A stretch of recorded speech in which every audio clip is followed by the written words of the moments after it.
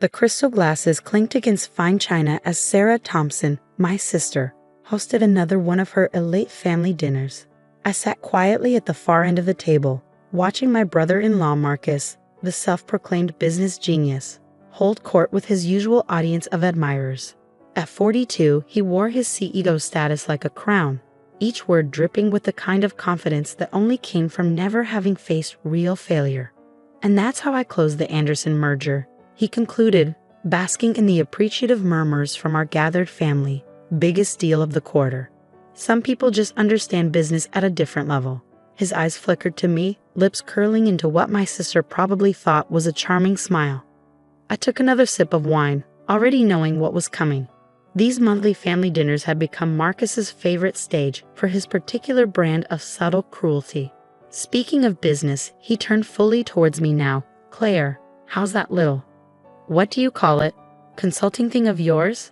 "It's going well," I replied evenly, noting how my sister Sarah straightened in her chair, eager for the show to begin.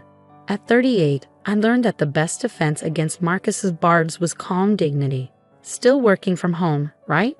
He chuckled, swirling his expensive bourbon.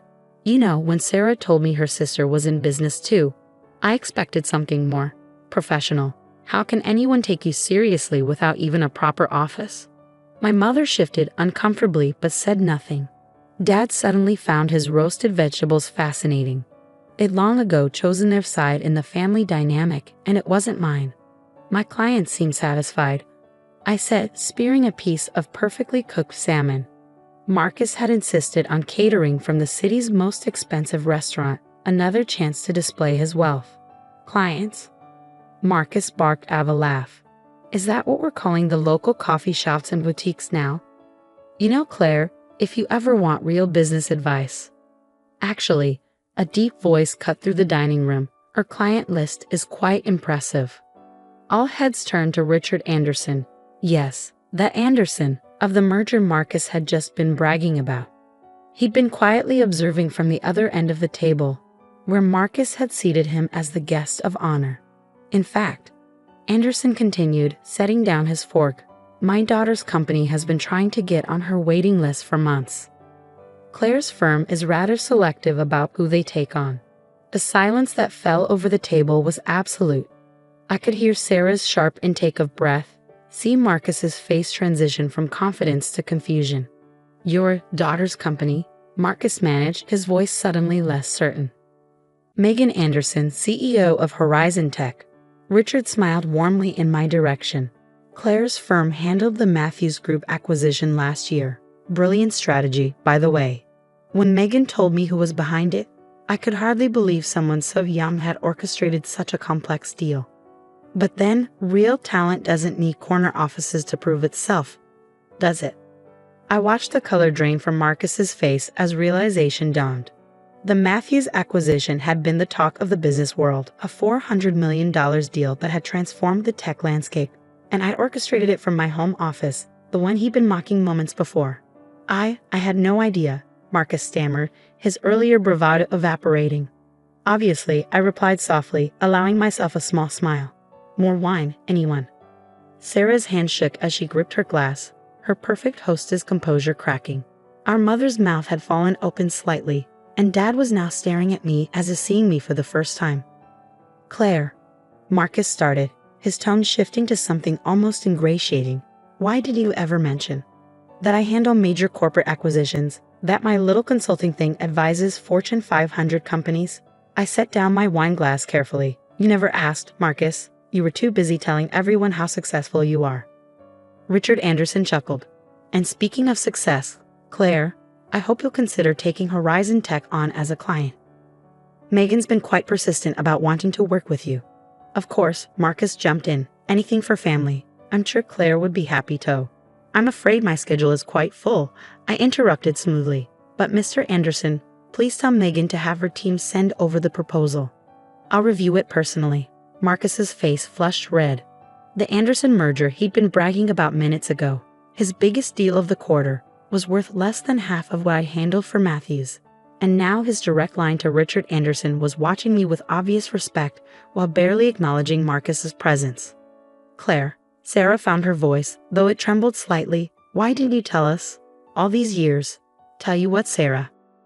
That while you and Marcus were mocking my little business, I was building one of the most respected consulting firms in the industry. That the home office you love to ridicule has closed deals worth billions? I dabbed my lips with the linen napkin. Would you have believed me? Or would you have just found new ways to diminish my success? The truth hung heavy in the air. They wouldn't have believed me. They'd been too invested in their narrative of Marcus as the family's business genius and me as the struggling younger sister who couldn't quite measure up. But your clothes. Sarah gestured weakly at my simple black dress. Your car, you live in that small house. Because I don't need to prove anything to anyone, I replied. Success speaks for itself. It doesn't need designer labels or luxury cars to be real. Richard Anderson nodded approvingly. That's precisely why your reputation in the industry is so sterling, Claire. No flash, all substance. The exact opposite of. His eyes flickered to Marcus briefly. Certain other approaches. Marcus's hand tightened around his bourbon glass. His carefully cultivated image of business brilliance was crumbling, and with it his standing in the family. But I wasn't done yet. Not even close. Mr. Anderson, I turned to Richard, ignoring Marcus's attempts to catch my eye. I'd love to hear more about Horizon Tech's expansion plans. Perhaps over dinner next week. I know a wonderful little place. The new French restaurant on Fifth. Marcus interjected desperately. I'm a member there. I cold. Actually, I smiled. I own it.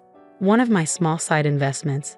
Nothing like running a major corporation, of course, but it turns a nice profit. The restaurant Marcus had been trying to get a membership to for months. The one he bragged about finally getting into. He'd never known that every time he dined there, he'd been in my establishment.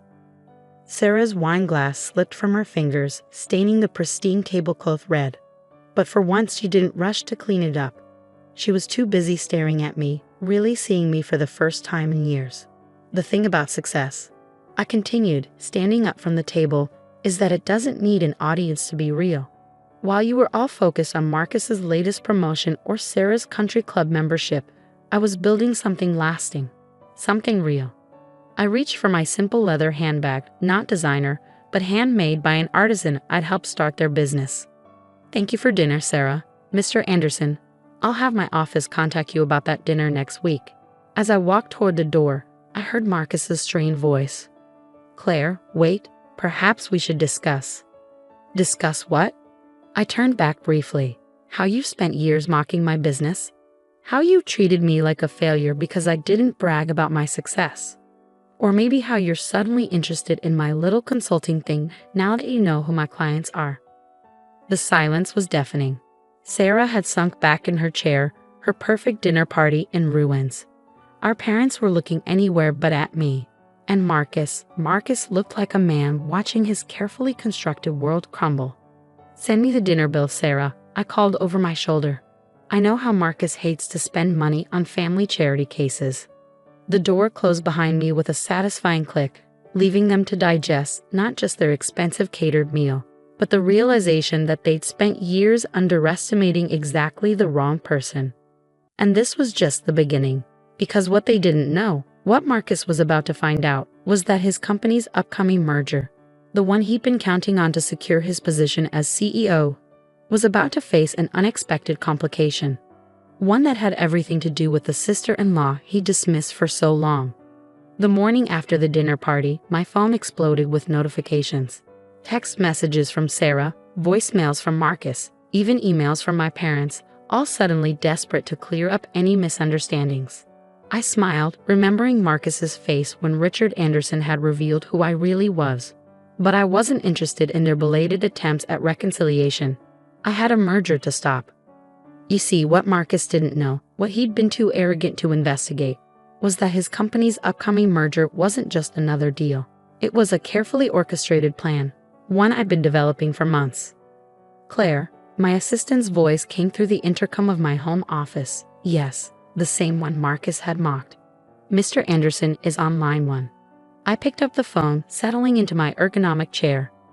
My little home office might not have impressed Marcus, but its technology rivaled any corporate headquarters. Richard, good morning. Claire, his warm voice filled the line. I must say, dinner last night was enlightening. Your brother-in-law seems to be having quite the morning. He's been trying to reach me since dawn. I could imagine. Marcus's entire career hinged on this merger, the one he thought would cement his position as CEO, the one he'd been bragging about at every family gathering for months. Has he figured it out yet?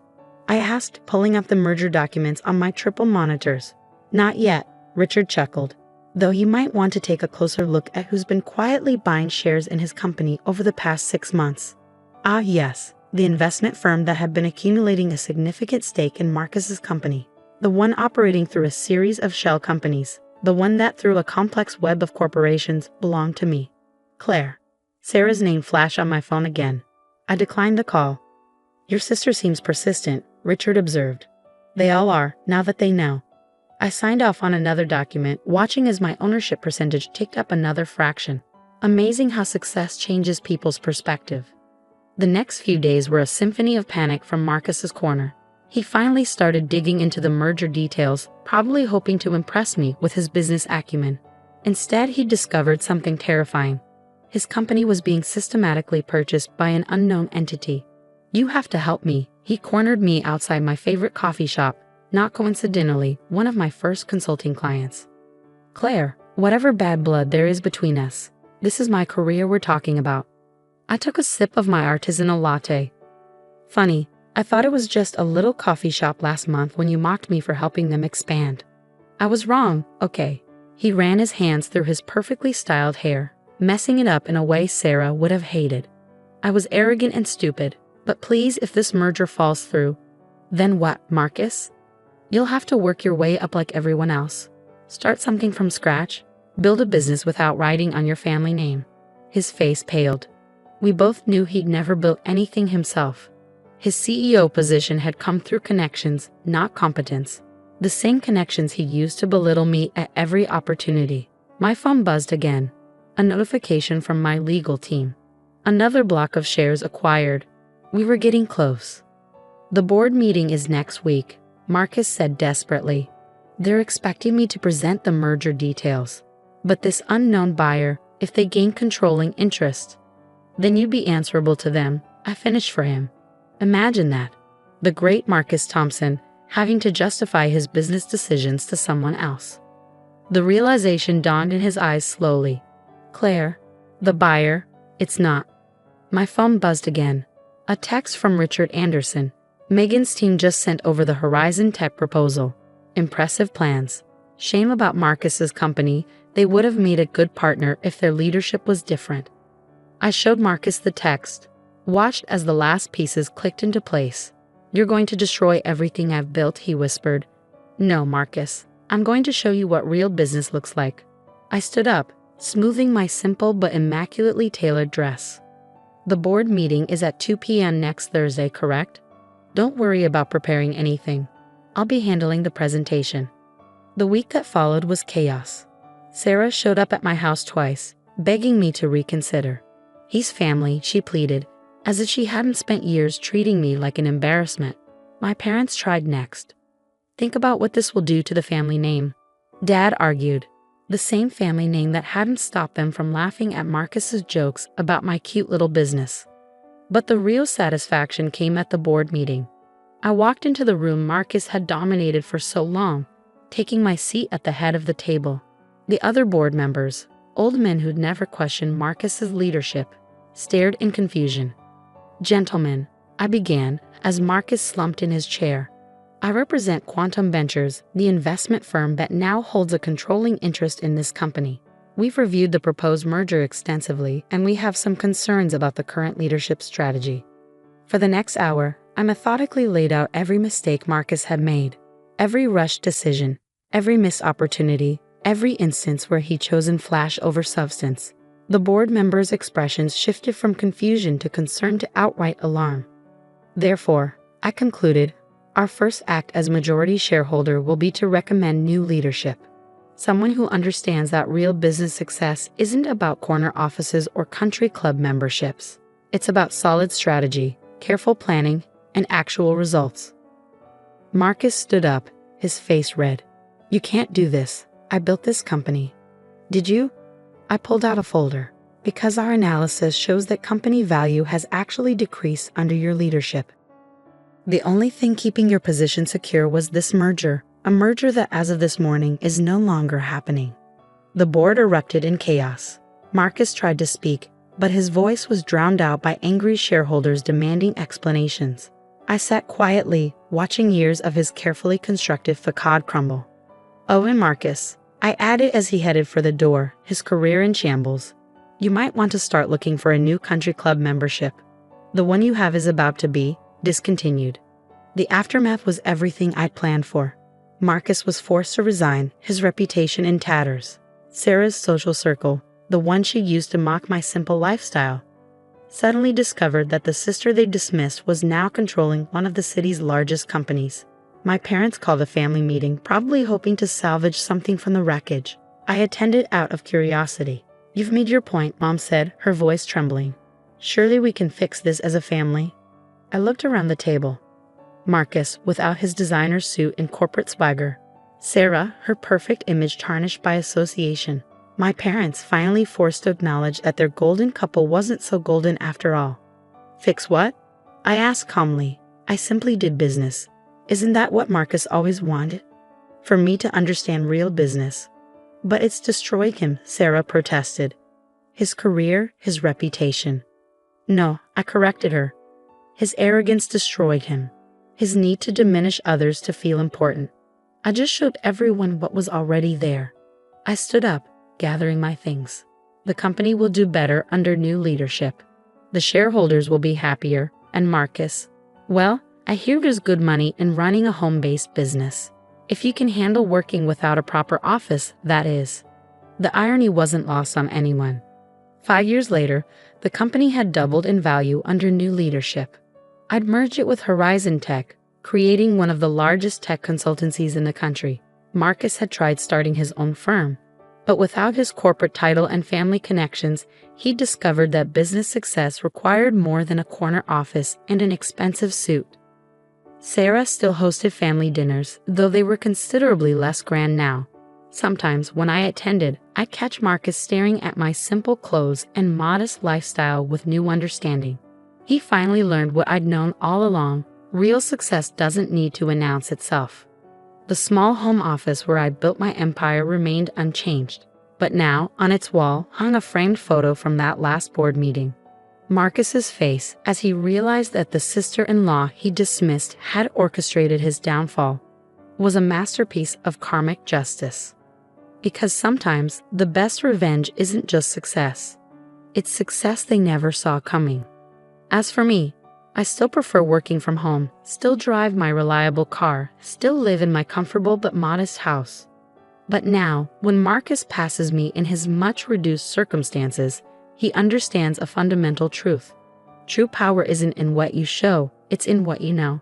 And I'd known, all along, exactly what I was building.